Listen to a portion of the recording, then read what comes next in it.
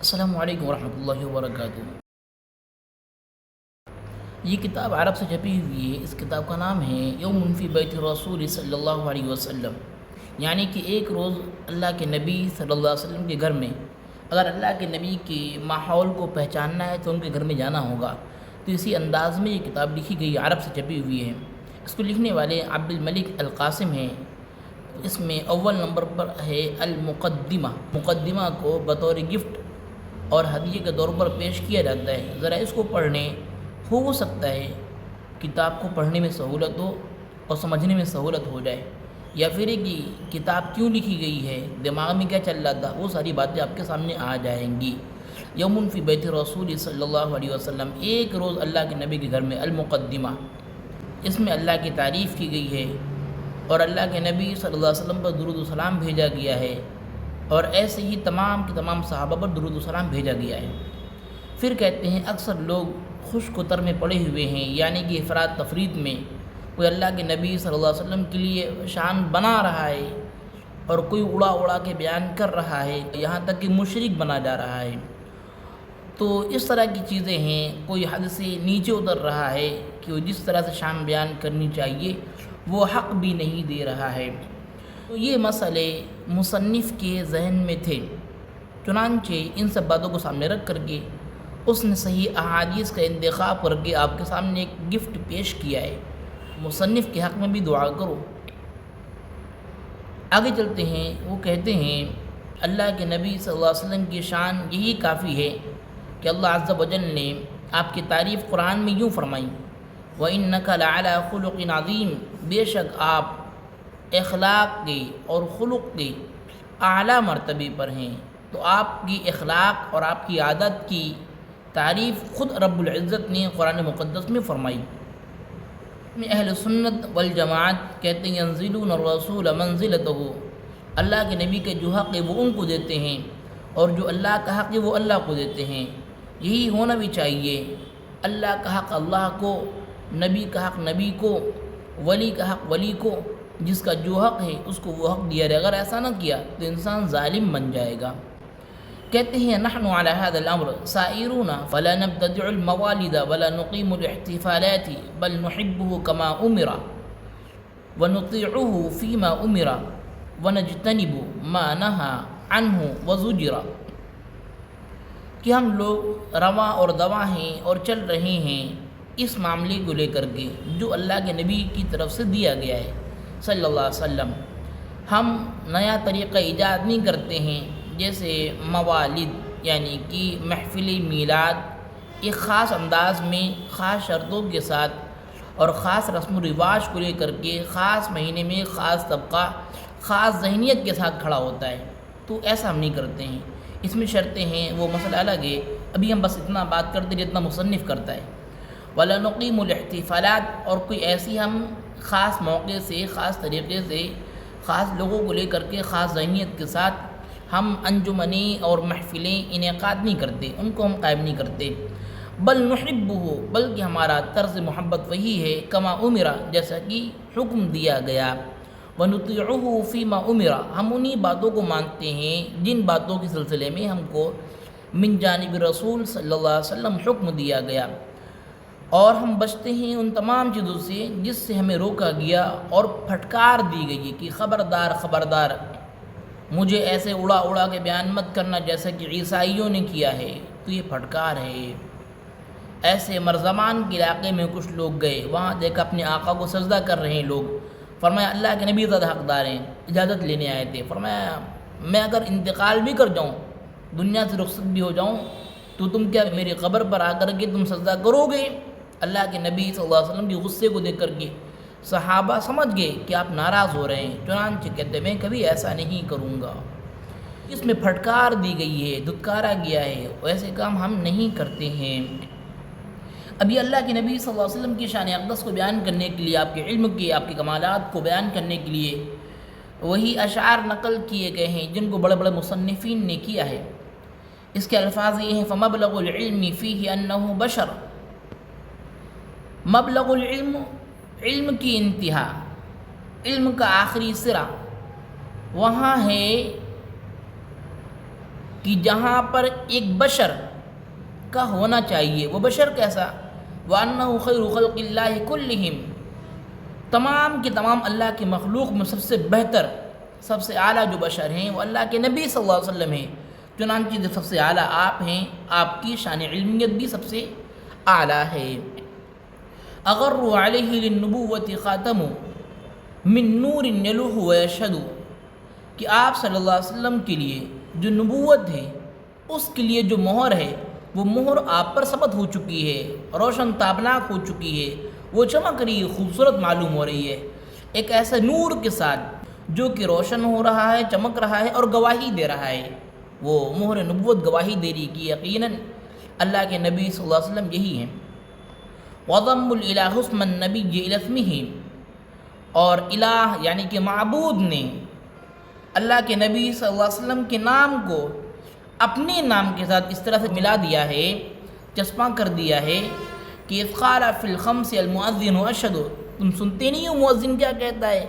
اشہد ان لا الہ الا اللہ، پھر کیا کہتا ہے؟ اشہد ان محمد رسول اللہ۔ تو اشہدو میں اشہدو کو جو تکرار مؤذن کرتا ہے وہ کیوں کرتا ہے؟ تاکہ اللہ کے نبی صلی اللہ علیہ وسلم کا چرچا بھی وہاں تک جائے جہاں کمال الہی اور نام الہی کی صدائیں جاتی ہیں۔ وشق لہ من اسمہ لیجلہ، اور ان کے نام کو یعنی کہ نام نامی کو یعنی کہ نام گرامی کو، نام اقدس صلی اللہ علیہ وسلم کو مشتق کیا گیا ہے، نکالا گیا ہے ان کے نام سے، حق جل مجدہ کے نام سے، تاکہ وہ عالم پر نمایاں ہو جائے، روشن ہو جائے۔ فذو العرش محمود وہذا احمد، کہ عرش والا اور رحمان علی العرش استوى، عرش والا رحمان اگر وہ محمود ہے، هذا احمد تو یہ احمد ہے۔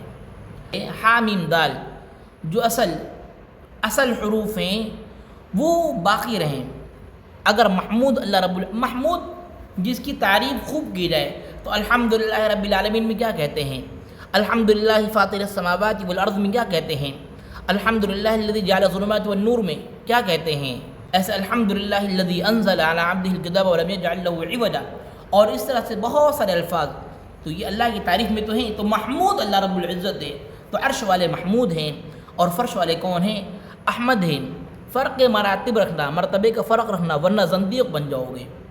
اللہ اللہ ہے اور رسول اللہ ہیں، اور اصحاب الرسول صلی اللہ علیہ وسلم صحابہ ہیں، اور ولی و بزرگان دین تابعین اعظام یہ سب کے سب اپنے اپنے حق پر ہیں، ان کو ان کا حق دیا جائے، دونوں کو ایک نہ کرنا۔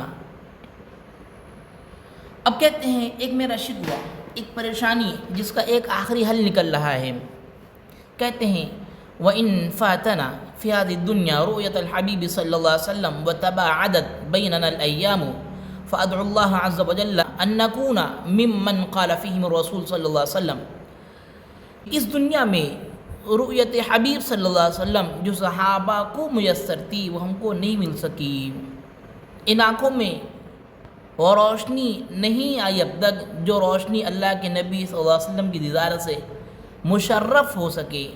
چنانچہ رات اور دنوں کی گردش نے ہم کو اتنا دور کر دیا ہے کہ ہم 1400 سال دور نکل آئے ہیں، اب کیا کریں؟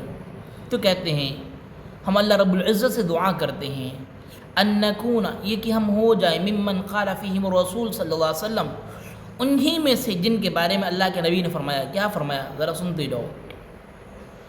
وَدِدْتُ أَنَّا قَدْ رَأَيْنَا إِخْوَانَنَا، اللہ کے نبی کہتے ہیں میری خواہش، میری آرزو، میری تمنا یہ ہے کہ ہم اپنے بھائیوں کو دیکھیں، ان سے ملاقات کریں۔ قالوا، صحابہ بولے أَلَسْنَا إِخْوَانَكَ یا رسول اللہ، یا رسول اللہ صلی اللہ علیہ وسلم کہ ہم آپ کے بھائی نہیں ہیں؟ قال انتم اصحابی، اللہ کے نبی نے جواب دیا تم میرے صحابہ ہو۔ وَإِخْوَانُنَا الَّذِينَ لَمْ يَأْتُوا بَعْدُ، میرے بھائی تو وہ ہیں جو ابھی تک نہیں آئے ہیں۔ فقالوا، صحابہ بولے كَيْفَ تَعْرِفُ مَنْ لَمْ يَأْتِ بَعْدُ مِنْ أُمَّتِكَ یا رسول اللہ، آپ کیسے پہچان سکیں گے جو ابھی تک نہیں آئے ہیں آپ کی امت میں سے، اے اللہ کے رسول صلی اللہ علیہ وسلم؟ فقال، آپ نے جواب دیا أَرَأَيْتَ لو ان رجلا له خیل غر محجلة بین ظہری خیل دہم بہم الا یعرف خیلہ، تمہارا کیا خیال ہے اگر کسی شخص کا کوئی گھوڑا ہو جس کے ہاتھ پاؤں روشن ہوں یا کچھ خاص اعضاء روشن ہوں اور وہ ہو سیاہ فام گھوڑوں کے بیچ میں، وہ ہو تاریک اور جو اندھیرا جو سیاہ رنگ لیے ہوئے ہیں، ان گھوڑوں کے بیچ میں ایک گھوڑا ایسا ہو جس کی پیشانی روشن ہو اور جس کے ہاتھ اور پیر یعنی کہ بیڑیوں کی جگہ یہ ساری کی ساری چیزیں روشن ہوں، تمہارا کیا خیال ہے وہ پہچان نہ سکے گا اپنے گھوڑے کو؟ قالوا بلا، کہا صحابہ نے کہا کیوں نہیں، وہ تو پہچان لے گا۔ آپ نے جواب دیا فَإِنَّهُمْ يَأْتُونَ غُرًّا مُحَجَّلِينَ مِنَ الْوُضُوءِ، وہ میرے بھائی آئیں گے ان کے اعضاء وضو کے سبب روشن ہوں گے، چمک رہے ہوں گے، تو وضو کرو، تم تو نماز پڑھتی نہیں، خالی وضو کیا کرو گے؟ نشانیاں کھو پہچانا نہیں جا سکے گا تم کو، دین تبدیل کرو گے، بھگا دیے جاؤ گے حوض کوثر میں سے۔ آپ نے فرمایا انا فرطتهم علی الحوض، میں حوض پر ان کے لیے ان سے پہلے پہنچوں گا، یعنی کہ ان کا انتظار کروں گا۔ تو امت رسول صلی اللہ علیہ وسلم وضو کر دے، ان کے لیے خوشخبری ہو کہ تمہارے لیے اللہ کے نبی صلی اللہ علیہ وسلم حوض پر پہلے پہنچیں گے۔ یہ مسلم کی روایت ہے، اور بھی احادیث میں ان روایات کا ذکر کیا گیا ہے۔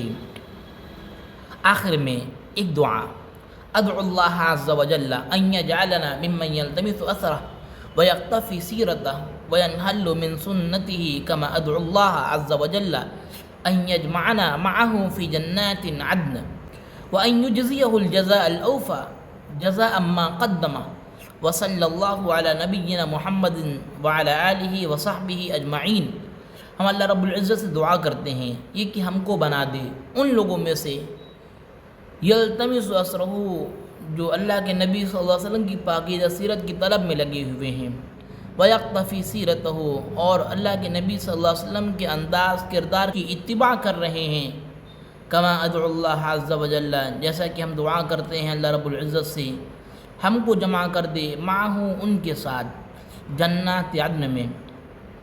جنات عدن ہمیشہ ہمیش رہائش گاہ، ہمیشہ ہمیش والے باغات، جنات جنت سے بنا ہوا ہے، تو باغات عدن قیام والی جگہ، رہائش والی جگہ، تو ہم کو ہمیشہ ہمیش والی رہائش والی جگہوں میں اللہ رب العزت جمع کر دے، کن کے ساتھ؟